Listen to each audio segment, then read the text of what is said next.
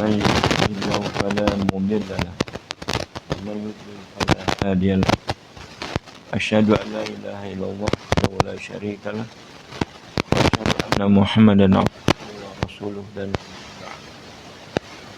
Allahumma salli wa sallim wa barik ala nabiyina Muhammad wa ala alihi wa sahbihi wa man tabi'ahum bi ihsan ila yaumiddin. Allahumma la sahla illa wa anta taj'alu ma'asyiral muslimin rahimakumullah. Assalamualaikum warahmatullahi wabarakatuh. Naqulu ta'ala fi kitabil karim. A'udzu billahi minasyaitonir rajim. Ya ayyuhalladzina amanu taqullaha haqqa tuqatih wa la tamutunna illa wa antum muslimun.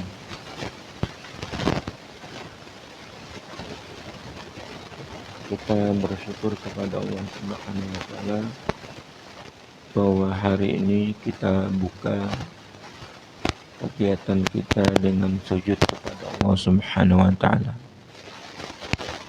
sebagai ungkapan rasa syukur atas karunia nikmat yang begitu besar dan banyak.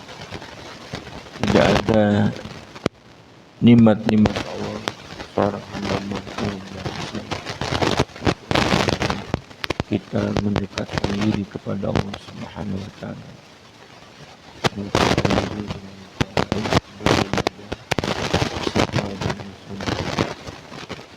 Kita berharap dengan syukur kita dalam ibadah ini menjadikan syukur kita diterima. Kemudian kita juga berharap kemudian Allah menambah kepada kita bentuk-bentuk nikmat yang lain, terutama nikmat diwafatkan dalam keadaan bertauhid, dalam keadaan beriman, karena itu adalah karunia terbesar. Setelah kita diberikan nikmat dalam hidup ini berupa iman dan Islam, kita berharap minta kepada Allah Subhanahu wa taala dalam ketika meninggal dunia kita juga dapat nikmat berupa mentauhidkan Allah. Kita berharap mudah-mudahan kita bisa hidup ini dalam keadaan salawat serta salam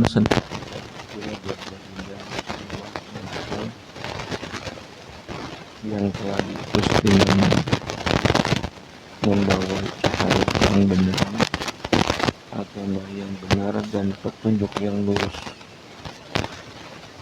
untuk dimenangkan di atas seluruh agama.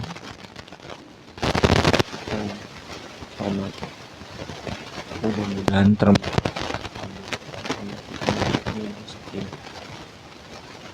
salawat serta salam juga senantiasa tercurah buat keluarga beliau, buat para sahabat, buat para tabi'in dan siapa saja yang terus tegak melaksanakan dini Islam.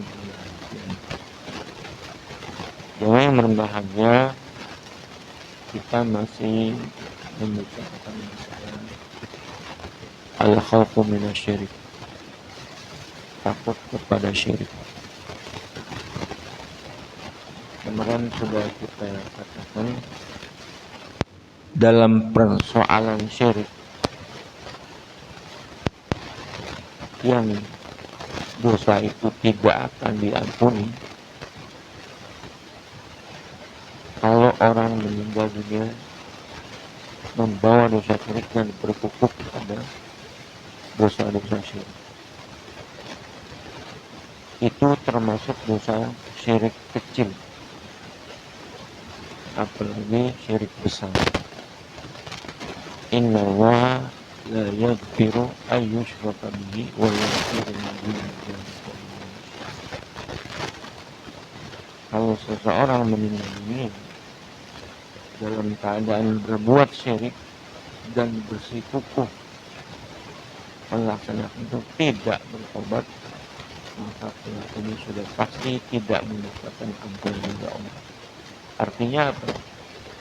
Dosa syirik ditempatkan oleh Allah pada dalam neraka. Bahkan syirik itu dimurkai oleh Allah SWT. Walain asyrakna la yahbatanna 'amaluka wa takunanna minal khasirin. Kalau engkau berbuat syirik ya Muhammad, niscaya hapuslah dosa-dosa kamu dan kamu akan masuk. Memang dalam ayat surat An-Nisa 48 dan 116 ini tidak disebutkan bentuk syirik. Syirik itu bentuknya ada yang besar, ada yang kecil. Tapi berdasarkan keterangan-keterangan yang lain, maksudnya adalah semua dosa syirik, termasuk yang kecil. Nah, ini kita mesti waspada. Kalau dosa syirik berupa menyekutukan Allah dengan yang lain, disembah yang lain, sama dengan kita menyembah Allah, itu barangkali tidak.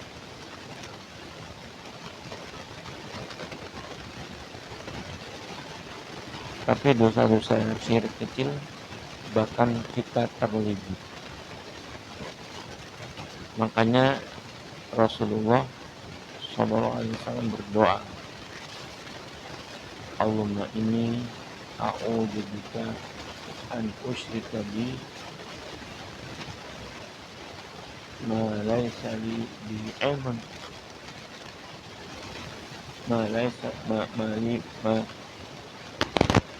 aku berlindung kepadamu ya Allah dari menyekutukan Engkau dalam perkara yang aku tidak tahu.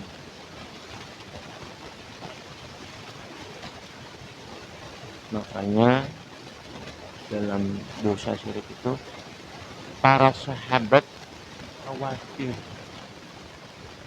sekali terjebak kepada syirik, bukan menyebutkan Allah dalam arti seperti orang musyrik Mekah menyembah patung, menyembah wasan, memperamatkan sesuatu, bukan. Yang dikhawatirkan adalah dosa kecil, apalagi dosa syirik besar. Nabi Ibrahim sendiri minta dijauhkan dari dosa syirik.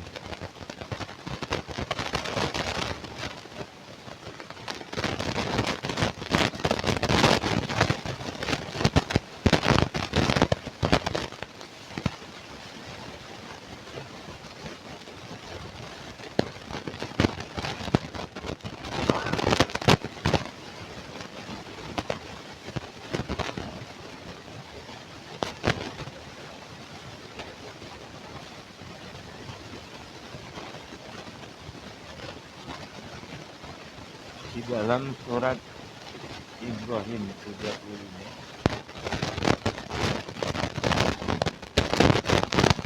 Nabi Ibrahim berkata,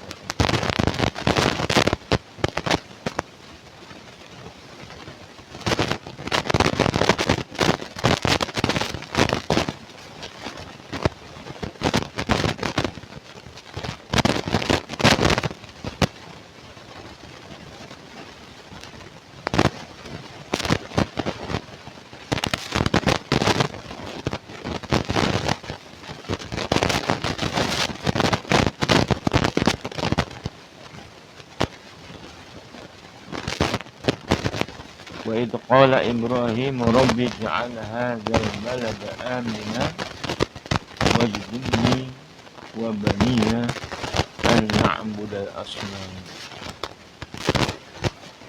Dan ingatlah ketika Ibrahim berkata, ya Allah, ya Rabb, jadikanlah negeri ini, maksudnya Mekah, negeri yang aman. Wajnubni wa baniya an na'budal asnam. Dan jauhkanlah aku dan keturunanku, anak, dari menyembah asnam, berhala. Rabbi innahunna adlalna katsiran minan nas.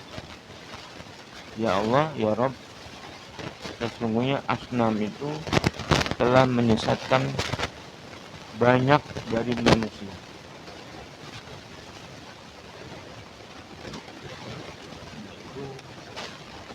Ibrahim. Nah,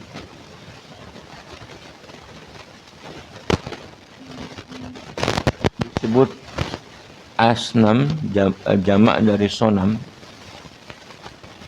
Ada yang mengatakan sonam itu berbentuk atau terbuat seperti sesuatu yang dipahat, membentuk makhluk, seperti memahat kayu, memahat batu, itu bentuk sonam, zamannya asnam. Sedangkan wasan adalah yang berbeda dari itu, bukan dengan dipahat. Tapi di dalam Al-Quran, sonam terkadang disebut wasan. Ya. Innama ta'buduna min dunillahi awthanan wa takhluquna ifkan. Awthan jamak daripada wasan, terkadang digunakan untuk menyebut juga sonam. Jadi kesimpulannya, asnam atau wasan dua-duanya merupakan bentuk pengalihan ibadah kepada Allah. Bentuk pengalihan ibadah kepada Allah Subhanahu wa ta'ala. Maka kuburan juga disebut wasan.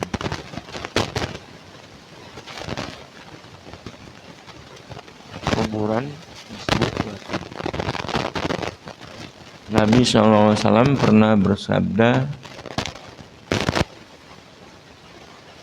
kuburannya tidak dijadikan wasan.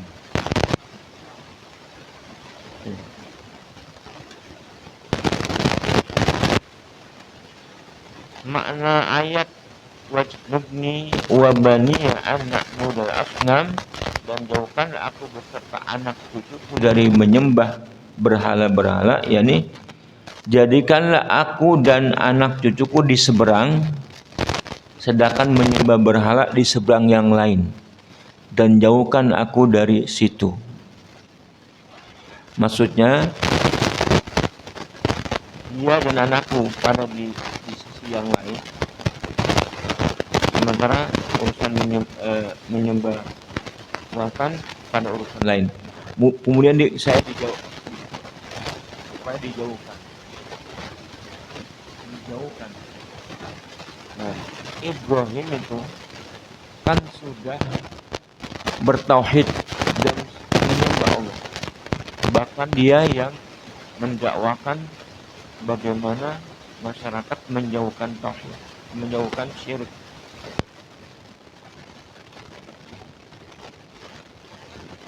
Di satu sisi ada di bagian orang yang menyembah Allah, di sisi lain ada masyarakat yang menyembah awthan atau asnam. Nah, Nabi Ibrahim meminta supaya dia dan anak cucunya dijauhkan dari menyembah itu. Allah Subhanahu wa taala telah mengabulkan doa Ibrahim. Allah menjadikan anak-anaknya sebagai nabi-nabi serta menjauhkan mereka dari menyembah berhala. Dia telah menjelaskan apa yang mengharuskan takut daripada dengan ucapan Rabbi innahunna adlalna katsiran minan nas. Ya Rabb, sesungguhnya berhala itu menyesatkan kebanyakan manusia. Nah, ini pernyataan Nabi Ibrahim alaihissalam benar adanya, karena dalam sejarah manusia sejak awal sampai sekarang dan sampai nanti juga kebanyakan manusia syirik kepada Allah Subhanahu wa taala. Hanya sedikit orang-orang yang bertauhid. Misalnya walaqad bara'na li jahannam katsiran minal jinni wal ins.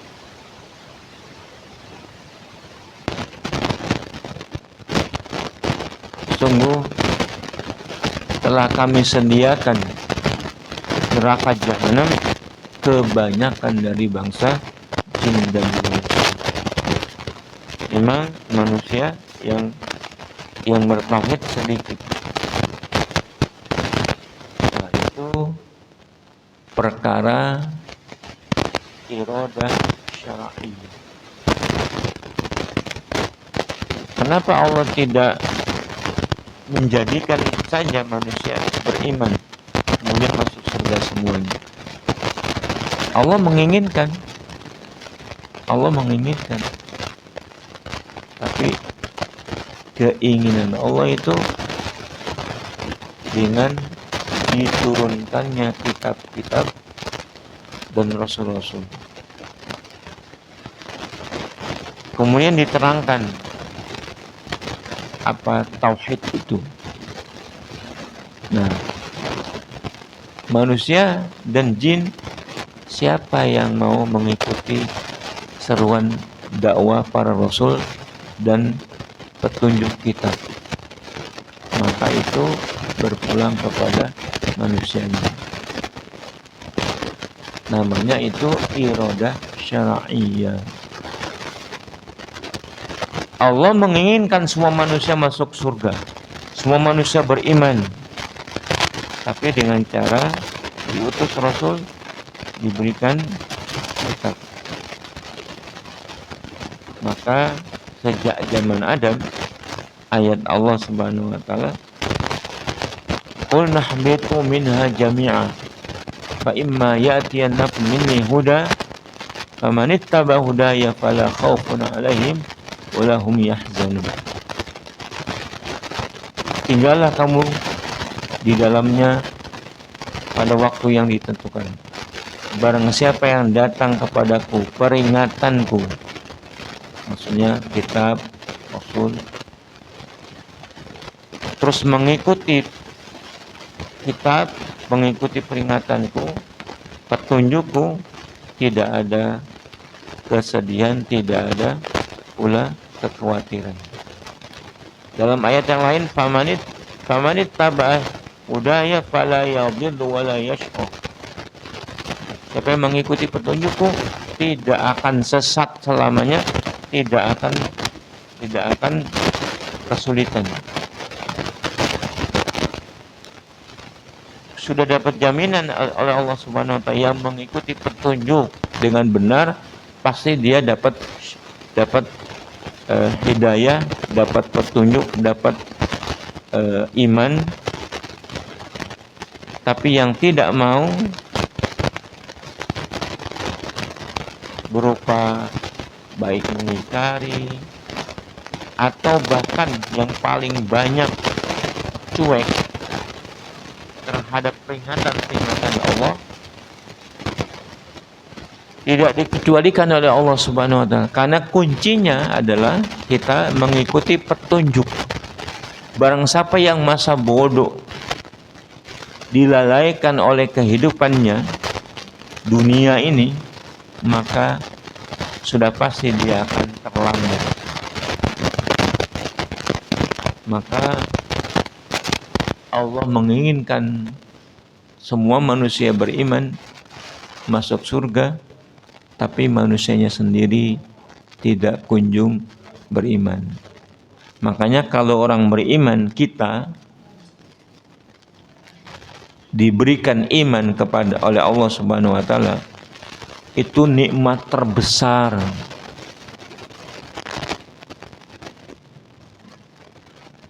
Apalagi imannya faktor keturunan. Tidak susah-susah, kebetulan iman yang berdasarkan keturunan nih dalam bentuk kebenaran. Maksudnya memeluk Islam. Kalau keturunannya kebetulan memeluk selain Islam, misalnya komunis, Yahudi, Nasrani, dengan sikap seperti kebanyakan manusia, ya sudah apa adanya saja, mengikuti. Kalau yang keturunan selain Islam, untuk menemukan Islam dia mesti mencari. Nah, kita keturunannya sudah keturunan dari Islam. Nah, tapi maukah kita mendalami yang pokok-pokok kita dalami, terutama masalah syirik ini. Membicarakan masalah syirik berarti kita memulai membicarakan masalah tauhid. Nah, tauhid kebanyakan disalahartikan oleh kita, bahkan oleh ulama-ulama yang tidak konsekuen dalam menerapkan la ilaha illallah.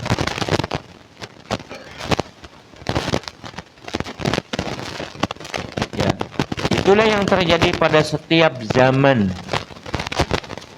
Jika manusia mengetahui bahwa banyak orang yang terjatuh ke dalam syirik akbar dan tersesat karena menyembah berhala, maka hal itu akan membuatnya takut terjatuh ke dalam syirik akbar yang tidak diampuni oleh Allah seperti kebanyakan manusia.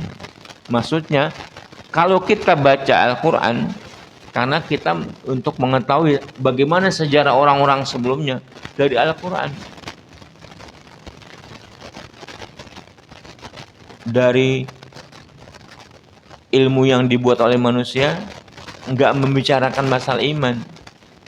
Paling-paling bagaimana sejarah manusia, fosil-fosilnya bagaimana, enggak bicarakan iman. Kalau Al-Quran meninjau orang-orang sebelum kita, yang disentuh pembicaranya adalah apakah iman, apakah kafir. Nah, kita baca misalnya Al-Quran, tafsirnya, sejarahnya berdasarkan Al-Quran, kebanyakan manusia sesat, syirik. Nah, kita kemudian mendapat pelajaran dari situ. Apa yang kita lakukan? Kita tahu poinnya bahwa syirik, apakah akbar atau asghar, tidak diampuni oleh Allah Subhanahu wa taala kalau seseorang mati dan bersikukuh dalam perbuatan syirik itu. Nah, kita yang mengerti bahwa hidup ini tidak terbatas di sini, bahkan kita baru mengalami fase kedua dalam hidup ini, ada fase ketiga, ada fase keempat. Fase kedua yang kita akhiri tidak boleh tidak kecuali dalam tauhid. Kalau diakhiri dengan selain tauhid, bahaya. Makanya kita mesti mengambil pelajaran bahwa syirik kebanyakan manusia melakukannya. Makanya kita takut kepada syirik. Bukti-bukti yang Allah gambarkan di dalam Al-Quran sudah banyak. Nabi-nabi saja pada takut kepada syirik. Karena tauhid adalah tujuan diciptakannya manusia, sementara syirik banyak menyimpangnya karena menyimpangnya manusia itu karena tidak mengerti.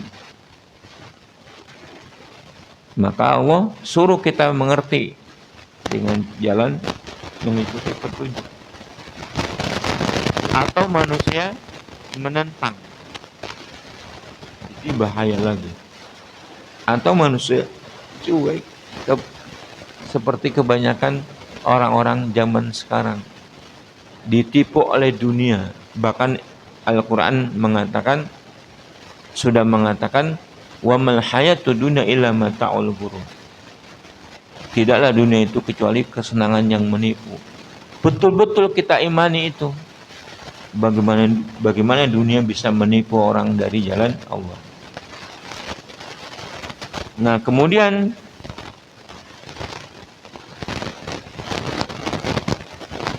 kata Ibrahim bin Taimi, siapa yang merasa aman dari malapetaka syirik ini setelah Ibrahim?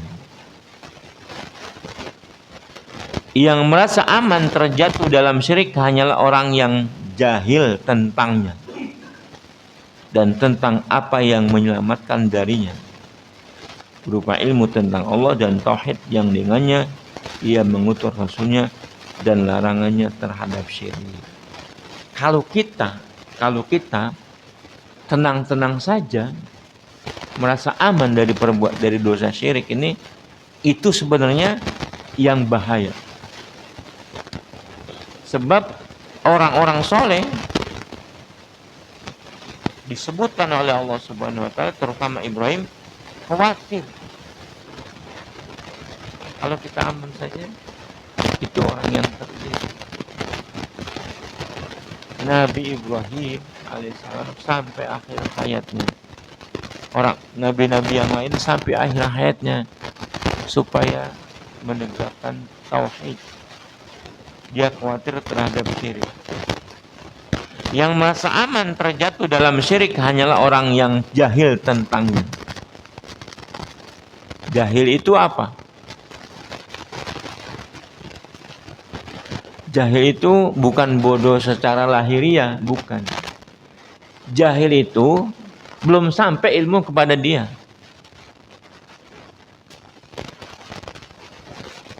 Kalau orang yang bodoh sejak lahir itu namanya ahmak, idiot.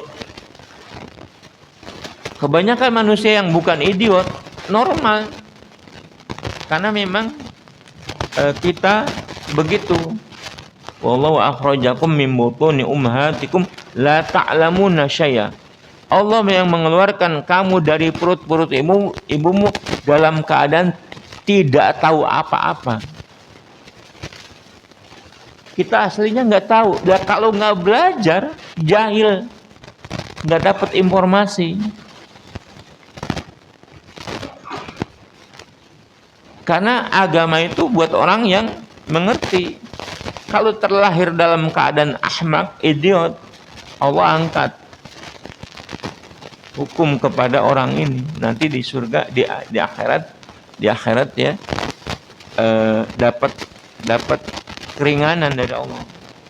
Karena orang itu maksudnya dia masuk surga tapi dalam keadaan masuk neraka dalam keadaan bardan wasalaman. Tapi orang yang normal,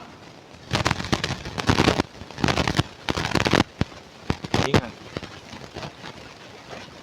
ketika di alam kubur, ketika malaikat bertanya kepada kita, salah satu hadis mengatakan, aku tidak tahu.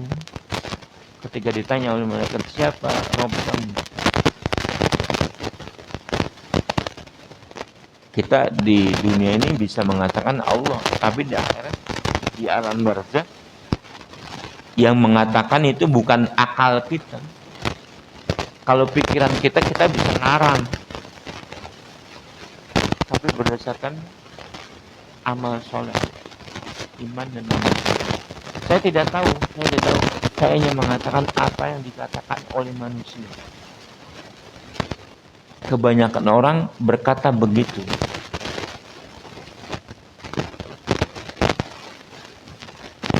Maka ini persoalan yang penting. Jadi jahil itu bukan orang yang bodoh, tapi tidak dapat informasi. Nah, makanya Allah tanya balik, bukankah Rasul sudah kuutus kepada kamu? Bukankah kitab suci sudah datang kepadamu? Gak bisa menjawab.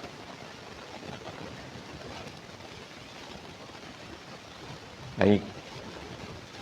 Dalam sebuah hadis dikatakan, akhwafu ma akhafu alaikum asyirkul asghar. Fasuila anhu faqala arya. Perkara yang paling aku khawatirkan terhadap kalian adalah syirik kecil. Beliau ditanya tentangnya apa itu. Kemudian beliau menjawab arya. Nah, Rasulullah tidak lagi mengkhawatirkan bahwa umat Islam pengikutnya pada masa beliau terjatuh pada syirik akbar, nyembah asnam, nyembah ausan. Tidak. Dakwah Rasulullah begitu, sudah berhasil mengajak sahabat-sahabatnya untuk bertauhid. Tapi ada yang dikhawatirkan oleh Rasulullah, riya. Karena riya itu, kata Rasulullah, seperti semut hitam berjalan di batu hitam. Kan nggak kelihatan. Kemudian ditambahkan oleh Ibnu Umar, bukan hadis Nabi. Semut hitam di batu hitam di malam gelap gulita.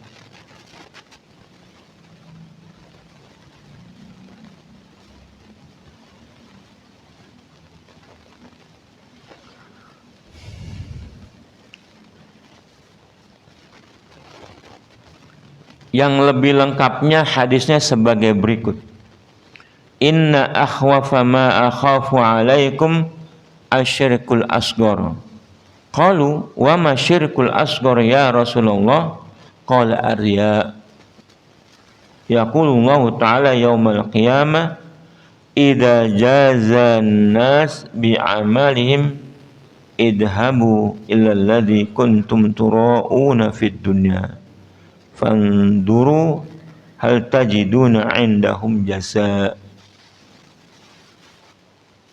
Artinya, sesungguhnya perkara yang paling aku khawatirkan terhadap kalian adalah syirik kecil.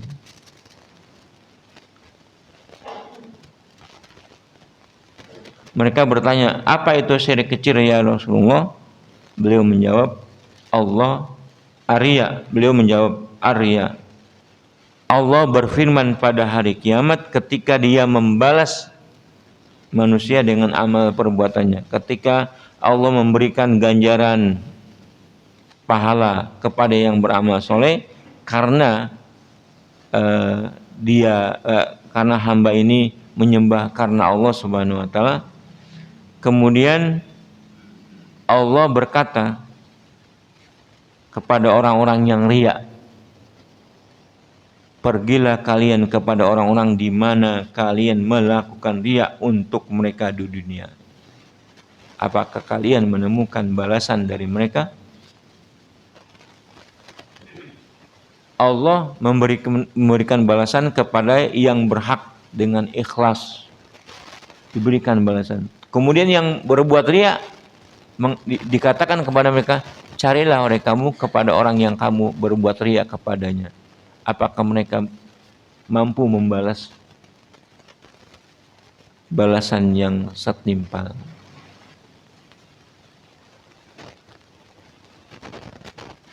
Nah, kita sudah sampaikan hadis yang terkenal 3 orang, apakah qori atau ulama, kedua atau munfiq yang suka berinfak, bersedekah, yang ketiga yang fisabilillah. 3 jenis manusia ini yang paling, saya pernah sampaikan, yang paling berperan dalam kehidupan manusia. Ulamanya, intelektualnya, atau orang yang banyak duit, konglomerat, atau yang ketiga yang mujahid, polisi, tentara, berperan tuh dalam kehidupan di dunia ini. Nah, kalau mereka berbuat, beribadah tidak karena Allah Subhanahu wa taala, masuk dalam kategori riya.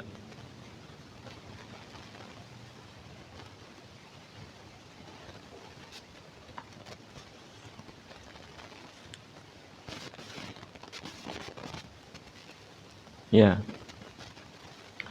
Ini adalah sikap lemah lembut, kasih sayang dan rahmat beliau kepada umatnya. Tidak ada kebaikan kecuali beliau memerintahkan dan membimbing umat kepadanya, dan tidak ada keburukan kecuali beliau menjelaskan, menggambarkan, memperingatkan umat darinya, sebagaimana beliau bersabda dalam hadis ini, yang aku paling khawatirkan kepada kamu. Nabi menjelaskan dalam hadis lain, ma ba'atsallahu min nabiyyin illa kana haqqan 'alaihi ayyadulla ummatahu ala khairin ya'lamuhu lahum. Allah tidak mengutus seorang nabi kecuali sudah menjadi hak kewajibannya untuk membimbing umatnya kepada kebaikan yang dia ketahui untuk mereka. Jadi syirik kecil ditakutkan menimpa para sahabat Rasulullah, padahal ilmu mereka sempurna dan iman mereka kuat. Lalu bagaimana orang yang tingkat keimannya dan ilmunya di bawah mereka?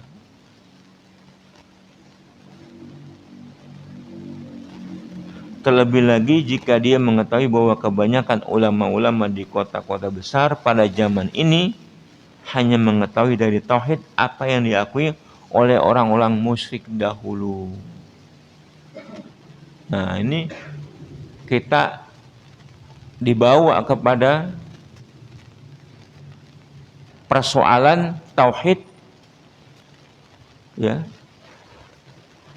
yang tauhid dibagi 3, yang orang-orang musyrikin Mekah mengakui.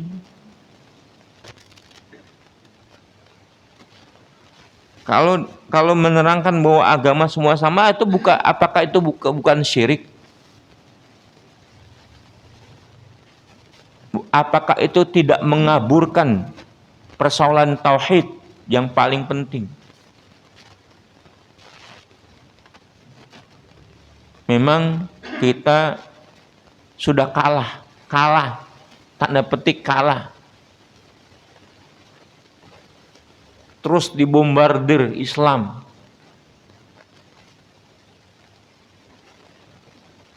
Mulai dari tauhid sudah roboh. Kecuali siapa yang dikehendaki Allah tetap bertauhid. Mulai dari ekonomi sudah roboh, mulai dari politik sudah roboh. Sekarang terus wacana, narasi ditumpahkan kepada umat Islam, dicekoki ke umat Islam untuk mengatakan apa yang mereka mau.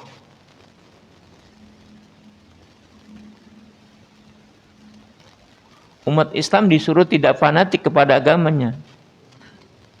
Kan nyata itu.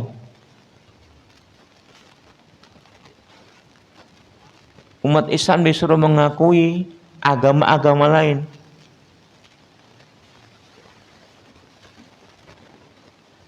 Umat Islam bukan gitu saja.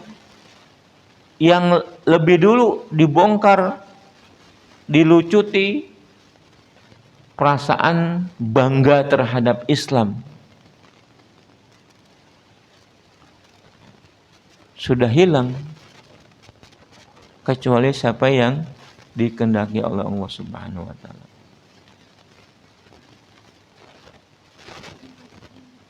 Nah, ulama-ulama sekarang kebanyakan menerangkan masalah syirik padahal diakui oleh orang musyrik.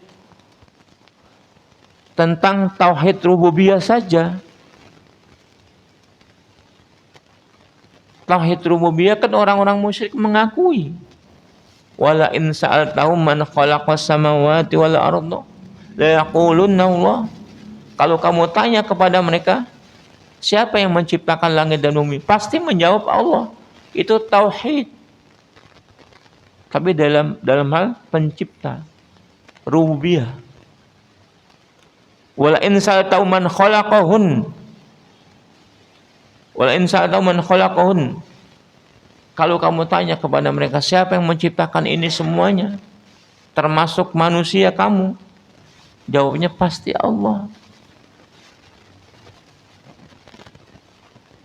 Kan diakui oleh orang-orang musyrik tauhid yang ini.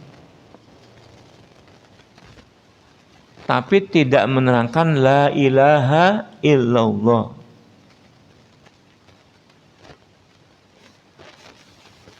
Bahkan tidak mengetahui makna ilahiyah yang dinafikan oleh kalimat la ilaha illallah.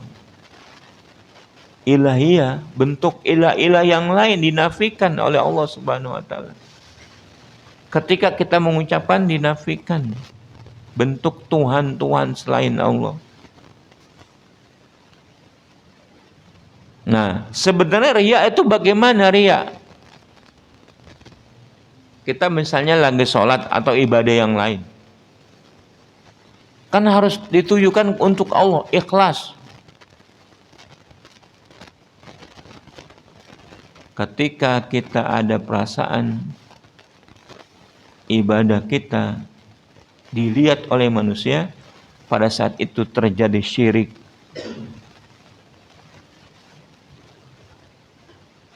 Ibadah untuk dilihat manusia, syirik.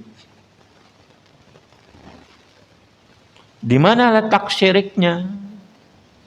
Seharusnya Allah yang dituju dalam beribadah ini karena Dia Maha Besar, Maha mengetahui segala-galanya, Maha memberi balasan. Terus orang yang ini berpaling kepada orang manusia ini, seolah manusia ini lebih besar dari Allah, lebih mengetahui dari Allah, mampu memberikan balasan daripada Allah. Mungkin manusia itu orang terpandang sehingga orang berbuat syirik. Atau seseorang beribadah tidak tertuju kepada satu orang, tapi kepada manusia kebanyakan. Ibadahnya untuk dilihat. Nah, di sini ketemu salah satu yang menjadi alasan kenapa para sahabat takut sekali di samping syirik, takut sekali berbuat nifak. Karena orang munafik itu apa? Ciri khasnya wa idza qamu ila sholati qamu kusala yura'unan nas wa la yadhkurunallaha illa qalila. Orang munafik itu kalau berdiri untuk sholat, berdiri dengan malas. Karena dia riya kepada manusia.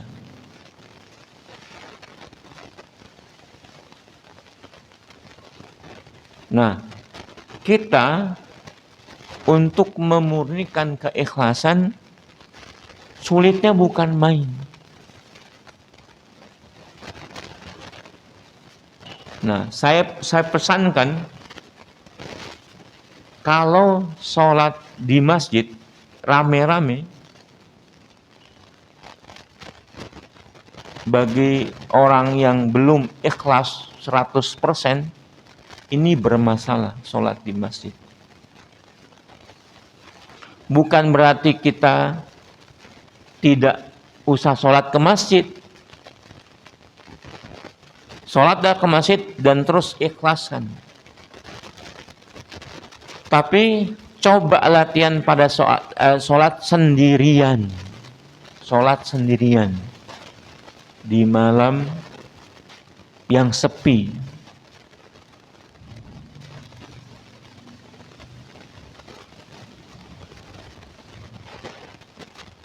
Para sahabat banyak menerangkan tentang sholat di masjid itu bukan ukuran. Termasuk ketika sahabat Umar bertanya kepada seorang, ukuran menjadi kesaksian terhadap orang itu. Apa kamu pernah bergaul? Jawabnya, pernah, saya melihat dia di masjid. Enggak dipakai oleh Umar bin Khattab radhiyallahu anhu.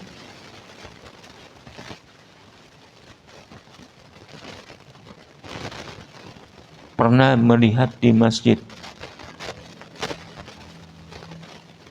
Nah, sholat malam, sholat sendirian di malam itu banyak sekali manfaatnya.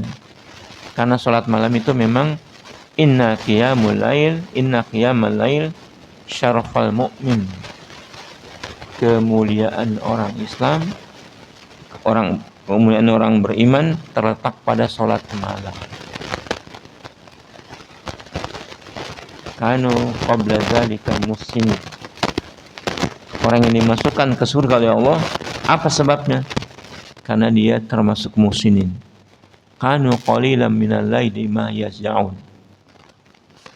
Mereka adalah yang sedikit sekali tidur di malam hari. Wabil ashari hum yastaghfirun. Dan pada waktu-waktu sahur mereka minta ampun kepada Allah Subhanahu wa taala. Nah, jadi sholat di masjid itu kewajiban kita. Tapi orang-orang yang mencari jalan untuk menemukan bagaimana ikhlas, latihanlah pada sholat malam. Karena sholat malam sendirian, tidak ada orang. Untuk siapa kita mencari riya? Nggak ada orang lain. Mau cari dia sama istri kita, sama anak kita, dia masih tidur.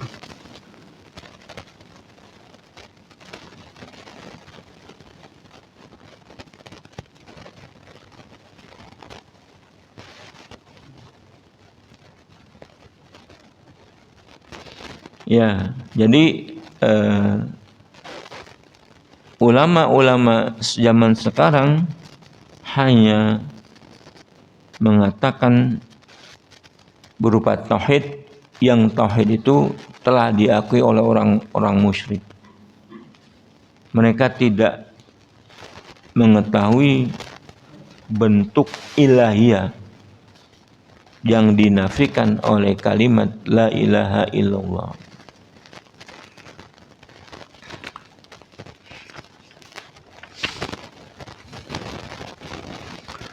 Kemudian asyirku akhfa min dabibin naml. Qala Abu Bakar, ya Rasulullah, wa hal syirik illa ma ubida min dunillah aw ma du'iya ma'allah. Qala saqulatka ummuk.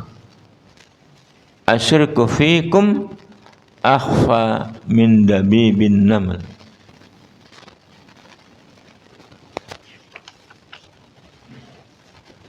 Syirik itu lebih samar daripada langkah semut.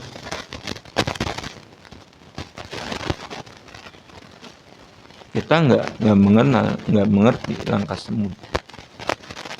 Abu Bakar berkata, ya Rasulullah, bukankah syirik itu hanyalah apa yang disembah selain Allah atau apa yang diseru dengan doa selain Allah? Rasulullah menjawab, celaka dirimu. Syirik pada kalian lebih samar daripada suara langkah semut. Al-Hadis.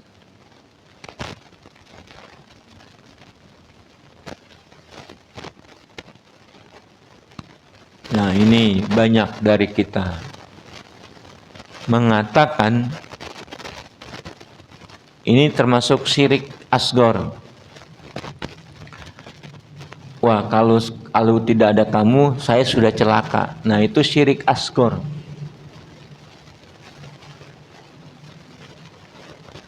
Dia mengatakan, alhamdulillah, kamu sudah menolong saya. Itu syirik asgor. Ancamannya kalau berkukuh kepada pendapat itu, tidak akan diampuni oleh Allah Subhanahu wa Ta'ala. Atau orang mengatakan masih menyebut Allah, kalau bukan karena Allah dan kamu, saya sudah celaka. Masih menyebut Allah. Di mana letaknya? Karena Allah disejajarkan oleh orang dan. Yang benar bagaimana? Pakai kata summa. Kalau bukan karena Allah, kemudian kamu, saya sudah celaka. Itu baru.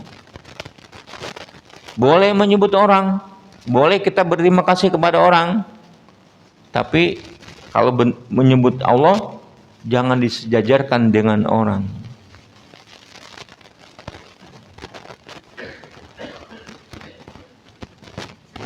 Alhamdulillah, berkat dari nikmat Allah, karunia Allah, kemudian kamu, saya bisa seperti ini, dapat nikmat. Boleh. Nah, Allah disejajarkan tidak benar.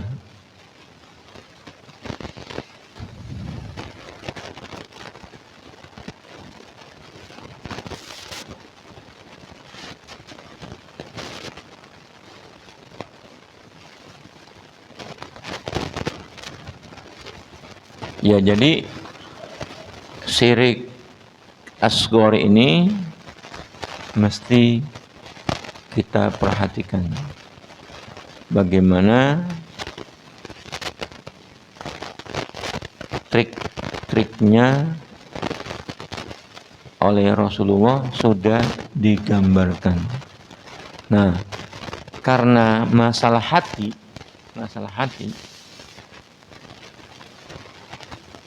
maka syirik asghar lebih dikhawatirkan oleh Allah Subhanahu wa Ta'ala, oleh Nabi Muhammad SAW, daripada yang besar-besar.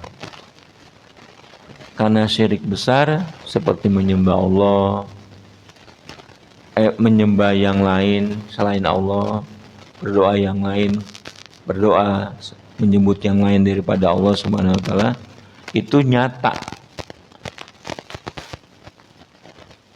Disebut juga syirik nyata. Tapi yang samar ini yang paling berat. Maka, nah sebenarnya gini, kita akan ikhlas sholat, tapi kita dengan hati ini belum sanggup. Masih ada kalau sholat ingin dipuji oleh tetangga sholatnya, masih perasaannya masih ada itu. Nah, selagi kita masih menyesal dan bertobat setiap saat, itu bisa diampuni. Seperti habis sholat kita astagfirullahaladzim, astagfirullah.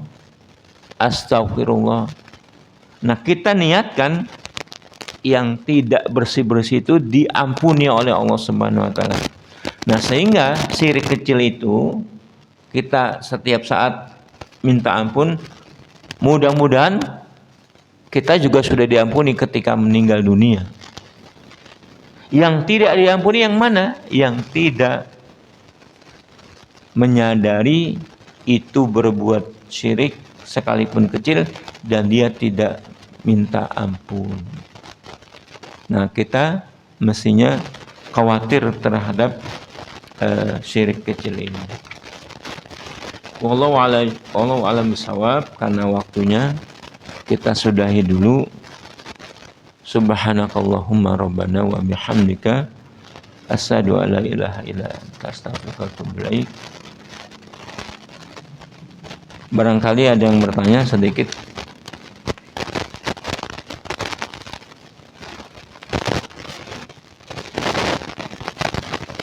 Kalau tidak ada, kita akhiri.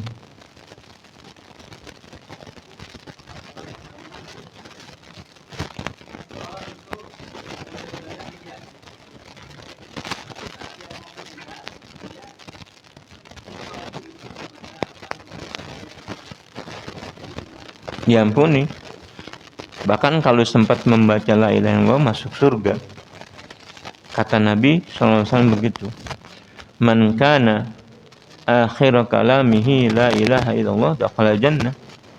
Barang siapa yang akhir ucapannya la ilaha illallah pasti masuk surga. Karena mengucapkan kalimat la ilaha illallah saat sakratul maut itu jarang orang. Makanya kita diperintahkan mentalkinkan. Orang sakratul maut kita talkinkan la ilaha illallah. Jangan dia lupa. Kalau diingatkan kalimat itu kan dia jadi ingat. Dia kemudian mengucapkan. Wallahu a'lam bishawab. Ya, kita minta semuanya mudah-mudahan ketika sakratul maut terpisah dari dunia ini, kita mengucapkan kalimat la ilaha illallah. Demikianlah yang saya sampaikan, lebih kurangnya mohon maaf. Aqulu qouli hadza wa astaghfiru lakum wa li sairil muslimin wal muslimat fastaghfiruhu innahu ghafurur rahim. Subhanakallahumma rabbana wa bihamdika asyhadu an la ilaha illa anta astaghfiruka wa atubu ilaik. Assalamualaikum warahmatullahi wabarakatuh.